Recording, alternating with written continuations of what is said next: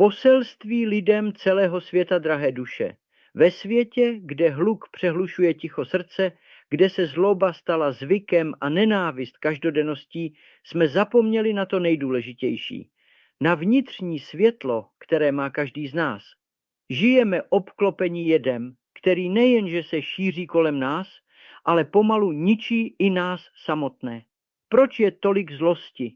Proč tolik bolesti? Není to náhoda.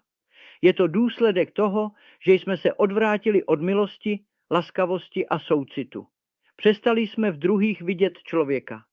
Začali jsme soudit dřív, než jsme pochopili. Začali jsme křičet dřív, než jsme naslouchali. Zlý člověk není jen zdrojem utrpení pro ostatní. Je obětí sebe sama. Jeho zloba je oheň, který spaluje jeho vlastní duši. Otravuje vzduch, ale především otravuje své srdce. A čím více zlobí, tím více vzdaluje sám sobě.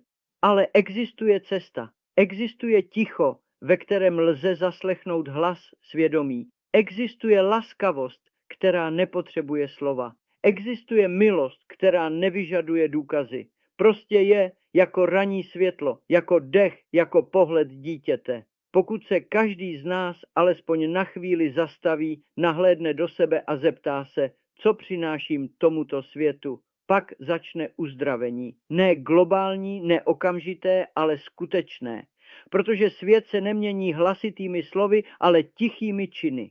Nedovolte, aby ve vás žila zloba. Nedovolte nenávisti, aby ovládala vaše myšlenky. Byli jste stvořeni pro světlo, pro mír, pro lásku. A každý laskavý čin je krokem k tomu, abychom vrátili lidskost tomuto světu.